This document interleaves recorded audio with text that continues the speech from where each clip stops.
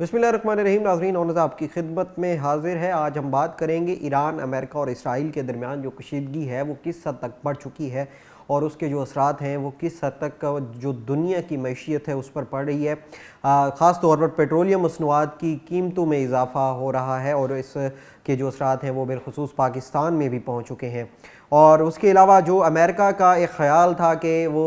Iran में रजीम change लाएगा और वहाँ पर जो कुछ लोग जो मौजूदा उनका एक सेटअप है और पासदारान इनकलाब के ख़िलाफ़ जो एक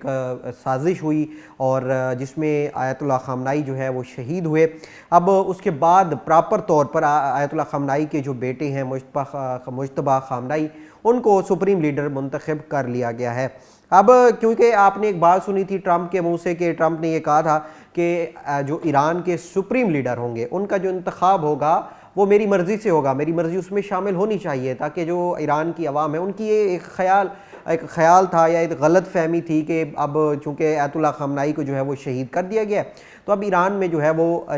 जो पासदारान इनकलाब हैं उनको जो है वो ख़त्म करके फिर एक नई हुकूमत लाई जाएगी और फिर सारा कुछ करके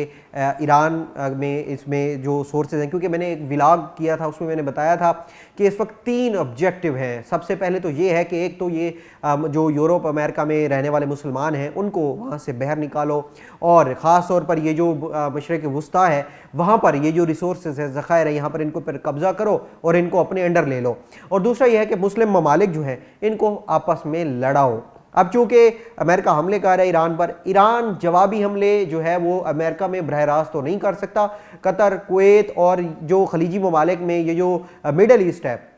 यहाँ पर जो अरब ममालिक ने अमेरिका को अड्डे दिए हुए थे वहाँ पर अब ईरान जो है वो उनके जो हेडक्वार्टर थे या जो बाकी चीज़ें थी उन पर उनको निशाना बना रहा है। तो ज़ाहिर है अब कुवैत में भी हमले कल तक जारी थे, आज भी जारी हैं। अमेरिका का ये ख्याल था कि ईरान जो है वो इतनी जंग नहीं लड़ सकेगा, वो सरेंडर कर देगा। लेकिन एक बात तो ये देखी गई है कि ईरान जिस दिलेरी के साथ डटा हुआ है और ईरान की जानिब ईरान के जो हुकाम है, ईरानी हुकाम, उन्होंने ये क्लियर कर दिया है कि हमारे पास मिसाइल भी हैं, हमारे पास सब कुछ है, हम आखिरी हद तक जो है वो लड़ेंगे और अपनी आवाम और अपने ईरान का जो है वो दिफा करेंगे।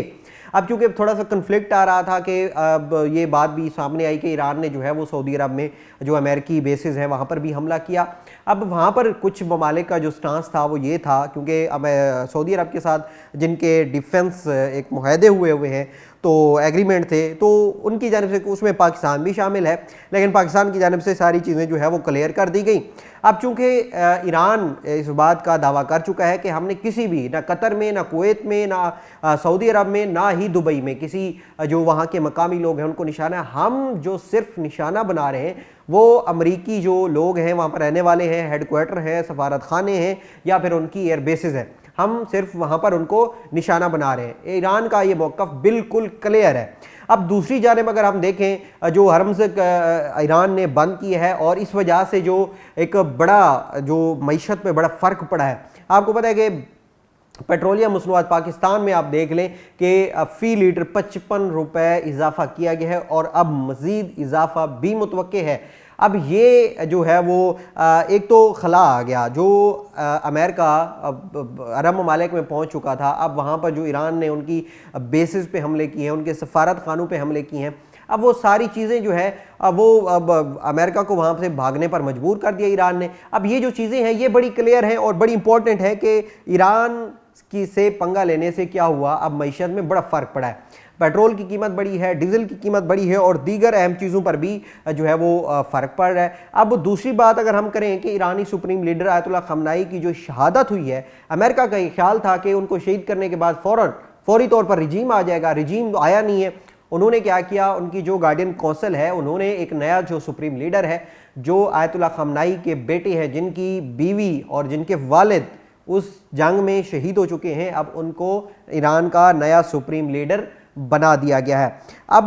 जो ईरान ने बहरीन में अमरीकी 5th फ्लैट के हेडक्वार्टर के करीब हमला और कई मिसाइल और ड्रोन हमले भी किए हैं और इसके साथ साथ कुवैत में भी अमेरिकी और इत्तहादी अहदाफ को जो है वो निशाना बनाया गया है। अब इसका जो जंग का दायरा कार है वो फैल रहा है। अब लुबनान वाली साइड से हिजबुल्लाह भी इसमें शामिल हो गया है। कल परसों की खबर थी, आपने सुना होगा कि हिजबुल्लाह बरह रास्त इस जंग में शामिल हो चुके हैं और उन्होंने जो है वो इसराइल पर अटैक किया है और तेल अवीव पर भी उनकी जानिब से अटैक किया गया, ईरान की जानिब से भी। अब थोड़ा इसराइल की अगर हम बात करें, अमेरिका जो सपोर्ट कर रहा था इसराइल को, अमेरिका और इसराइल ने जो मिलकर ईरान पर हमले किए, अब जवाबी जो कार्रवाइयाँ ईरान की जानिब से इसराइल पर की जा रही हैं वो बड़ी इंपॉर्टेंट है और उसमें बड़ी सतह पर जो है वो इसराइल का नुकसान हो रहा है। अब इसमें तेल की कीमतों में 25% तक इस वक्त जो है वो इजाफा हो चुका है और ब्रेंट ऑयल तकरीबन $120 फी बैरल तक जो है वो पहुंच चुका है और दुनिया भर की जो मार्केटें हैं इसमें हिल के रह गई हैं। सिर्फ पाकिस्तान में ओवरऑल भी वैसे अगर देखा जाए तो जो तेल की और पेट्रोलियम मसनूआत की कीमतें हैं वो बढ़ती जा रही हैं और इसमें रूस ने जो है वो अमेरिका और इसराइल के हमलों को जो है वो जारियत करार दे दिया है। आपको पता है कि मैंने पहले भी एक बात कही थी कि ईरान के खिलाफ ये जो जंग है इसराइल और अमेरिका की, इसमें रूस और चाइना का बड़ा इंपॉर्टेंट रोल होगा। बीच में एक सच्ची बात भी सामने आई थी कि इसराइल को ईरान को जो है वो रूस, क्योंकि कल एक बात सामने आई थी कि जब ट्रम्प साहब जो हैं वो एक प्रेस कॉन्फ्रेंस कर रहे थे तो उनसे एक सवाल किया गया कि ये जो सारी चीज़ें हो रही हैं ईरान को रूस जो है वो सपोर्ट कर रहे हैं, तो वहाँ पर एक बात नोट की गई कि ट्रंप ने इस बात पर जो है वो नाराज़गी का इजहार भी किया और थोड़ा सा गुस्सा टाइप जो एक उनकी वो उसका भी इजहार किया कि रूस क्यों कैसा कर रहा है। अब इसमें जो पाकिस्तान के पास एक बड़ा मौका है, पाकिस्तान के लिए बड़ी अपॉर्चुनिटी है कि अमेरिका जैसे अरब ममालिक से भाग चुका है, खलीजी ममालिक जो मिडल ईस्ट जो है वो भाग चुका है। अब पाकिस्तान को इसमें जो है वो किरदार अदा करना चाहिए, अपना किरदार अदा करना चाहिए। जो चीज़ें वहाँ पर अमेरिका कर रहा था, पाकिस्तान आगे बढ़कर इन सब को इकट्ठा करके और इनके दरमियान जो छोटे मोटे जो चपकलिश हैं या फिर छोटे मोटे क्लैश हैं उनको ख़त्म करना चाहिए। और जो अमेरिका इस वक्त अरब ममालिक और ख़ास तौर पर मिडल ईस्ट में जो कर रहा था, पाकिस्तान अगर आगे बढ़ता है तो अपना भरपूर किरदार अदा कर सकता है, चूँकि पाकिस्तान एटमी ताकत भी है और इस्लामी दुनिया का पहला जो एटमी ताकत रखने वाला जो मुल्क भी है, तो पाकिस्तान इसमें बड़ा इंपॉर्टेंट रोल प्ले कर सकता है। लेकिन चूँकि एक चीज़ ये भी है कि पाकिस्तान ने इसमें अपना किरदार अदा भी किया। ईरान और सऊदी अरब के दरमियान जब ईरान ने सऊदी अरब में जो अमेरिकी बेसेस थी वहाँ पर जब हमला किया तो थोड़ा सा चपकले सामने आई थी, लेकिन पाकिस्तान ने उस पर अपना भरपूर किरदार अदा किया। नाज़रीन, ये तमाम तर अपडेट थी ईरान, इसराइल और अमेरिका के हवाले से। अब देखेंगे कि अमेरिका का जो प्लान था कि हो सकता है ईरान में रजीम चेंज आ जाए और फिर वो अपनी मर्ज़ी से वहाँ पर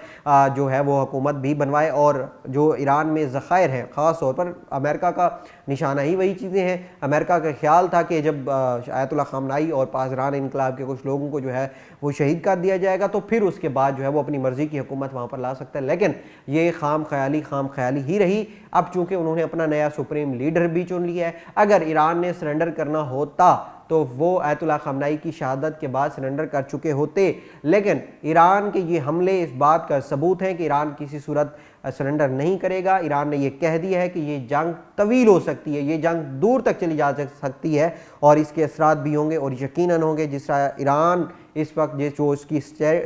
जो उसमें स्ट्रेटजी लेकर चल रहा है वो बड़ी इंपॉर्टेंट है। ईरान किसी भी सूरत पीछे हटने को तैयार नहीं है और इस तरह अमेरिका भी पीछे हटने को तैयार नहीं है। ईरान की ये जो स्ट्रेटजी है ये बड़ी इंपॉर्टेंट है और इसमें जो है वो जंग मज़ीद भी फैल सकती है, जंग का जो दायरा कार है वो वसी हो सकता है। इसके लिए मुझे इजाज़त दीजिए। अल्लाह हाफ़िज़।